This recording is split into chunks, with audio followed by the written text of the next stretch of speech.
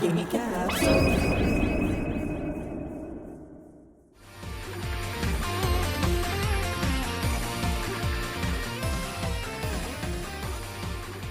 A new anime-style 2D fighting game just launched on the Switch. This being a channel where we like punching things and anime, let's take a look at Under Night In-Birth Exe Clear. Under what now? Under Night In-Birth, or Uni as it is known within its community, is the latest fighting game franchise by Soft Circle French Bread. Soft Circle French Bread is a developer that started out by releasing doujin game softs under the name Watanabe Shisakujo. Doujin game softs are, generally speaking, amateur self-published games in Japan. Traditionally, these are unlicensed fan games based on existing franchises, although the trend has changed a bit over the years.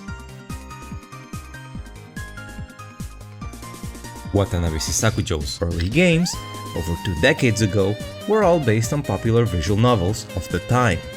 If there is one constant among all of their games, going all the way back to the 1998 fighting game Queen of Hearts 98, is that they follow the Asuka 120% design philosophy, where playing aggressively is rewarded.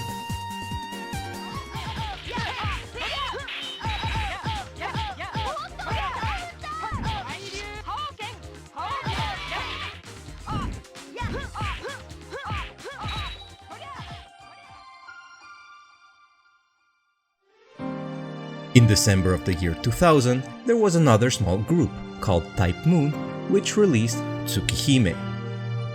Type Moon is now a popular Japanese game company known for the long-running Fate franchise. 20 years ago, however, they were only just starting to get noticed by fans with their recently released supernatural visual novel.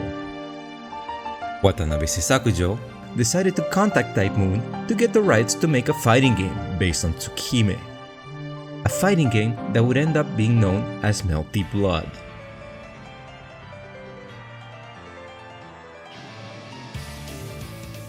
Melty Blood raised the bar for a doujin title, and featured big detailed sprites with fluid animations, a lot of voice work, and a significant amount of story told within a visual novel mode built into the game. Nowadays, we expect fighters to have story mode, thanks to games like Mortal Kombat 9 and Blaze Blue. 20 years ago, this wasn't quite the norm yet. In the 2 years that it took Watanabe Shisakujo to release their game, Tsukihime exploded in popularity, so when Melty Blood came out in 2002, it garnered a lot of attention. Melty Blood appeared on PCs, arcades, and consoles. It spawned a manga series and many revisions that carried the franchise for over 10 years. Now, Under Night In-Birth is the natural evolution of the Melty Blood series.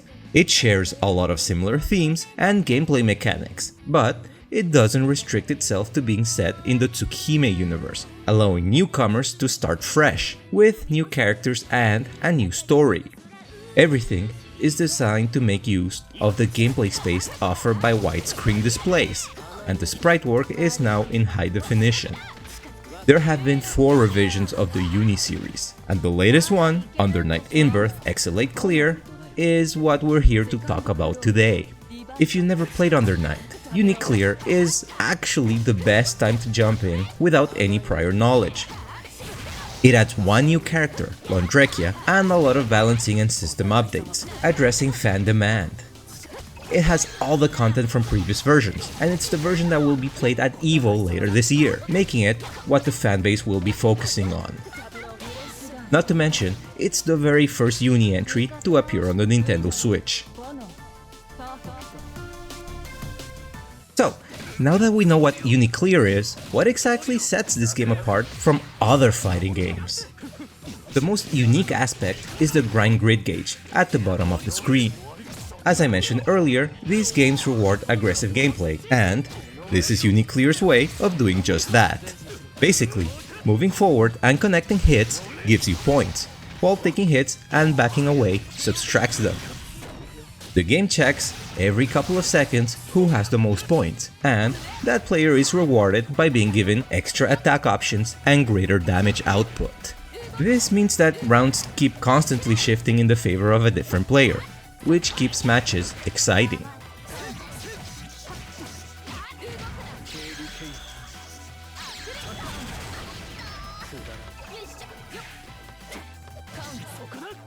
Another important aspect is the simplicity of the controls. While the game has a lot of complex mechanics and a great deal of depth that makes it hard to master, the control setup is actually simple, using only 4 buttons, 3 of which are reserved for attacks. It even features a simple combo system built into the light attack, which allows casual players to enjoy the game without having to practice and memorize complex combos before jumping into the action. Again, this game is complex, but at least most command inputs are simple, making the entry barrier a little less daunting for newbies. Now, controls on the Switch will vary depending on the player. Since it only uses 4 buttons and a majority of the commands for specials aren't very complicated, it's actually technically playable on a single Joy-Con. But if you want to get serious, you'll want to experiment with whatever you have available. Personally, I perform better using an arcade stick, which is how I play in docked mode. It's what's most comfortable for me, and it makes tapping different attacks in succession easier. Portable mode is still very much playable, though I find myself switching my thumb position between the control buttons and the thumbstick, depending on what I'm trying to pull off. Graphically, the character sprites are big and detailed, and should be very pleasing to fans of anime-style pixel art. Backgrounds are in 3D, though they are honestly not quite as impressive. That said, they actually look really nice when playing the game in portable mode. There's no real difference between docked and portable, but the smaller screen size makes everything look sharper and nicer. There's also no noticeable slowdown or input lag in either mode, making this a rather excellent fighting game port for the system.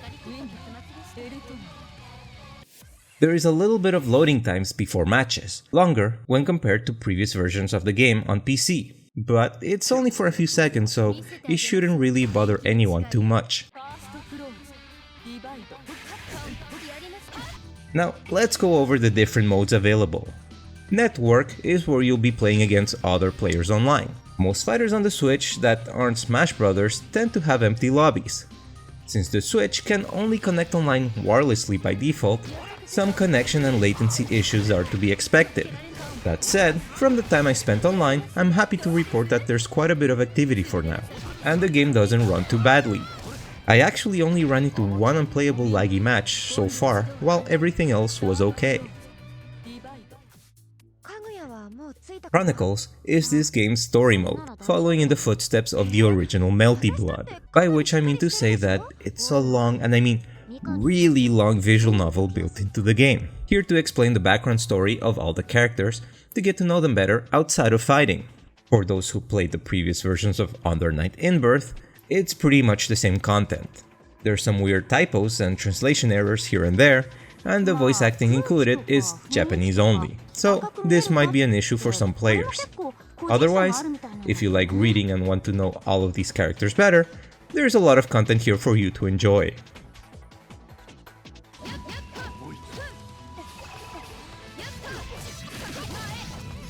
Arcade mode is the main mode that a lot of people will go through, and it's made up of 10 successive fights against the AI, with a little bit of story that lets you know more about your character.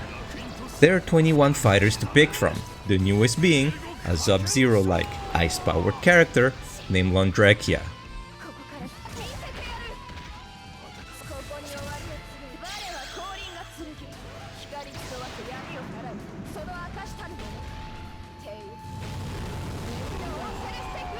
Some of the character stories are more dramatic and central to the plot, while others are comical.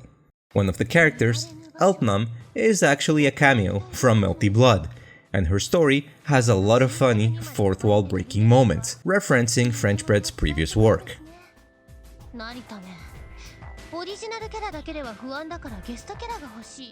If you want to have fun, there's a score attack, time attack, and survival mode. Most modes will give you points for simply playing them, and you can spend them in the gallery, where you can unlock various illustrations.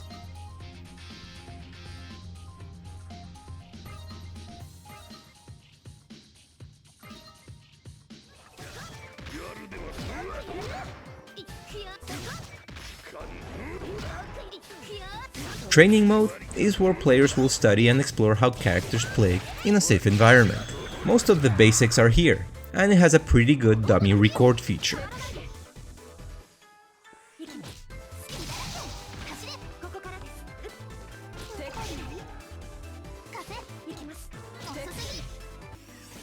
Lastly, I'll mention tutorial and mission modes, as I think they deserve a lot of attention. These are actually excellent for anyone who might want to learn how to play fighters. The tutorial goes incredibly in-depth, going from the very basics all the way to expert level stuff like mind games. This can actually take a long time to clear, and chances are you'll want to go back and look things up again until you feel comfortable with some of the subjects and the many unique mechanics of the game. The only thing I didn't like is that once you go through an explanation, there is no way to make said explanation appear again without first exiting to the main menu and selecting the tutorial again. It also doesn't really show pre-recorded demonstrations, so expert level stuff required experimenting and researching outside information, as timing between commands isn't really explained or shown, and it might be difficult for an entry-level player to get a feel for them or even understand them.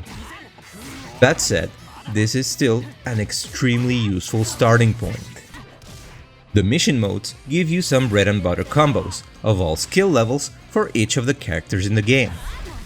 This one is also really good, in fact, it's well above average when it comes to fighting games. Not only can you set it to show a demonstration by the CPU whenever you need it, you can also set it so that whenever you fail, it automatically resets your position.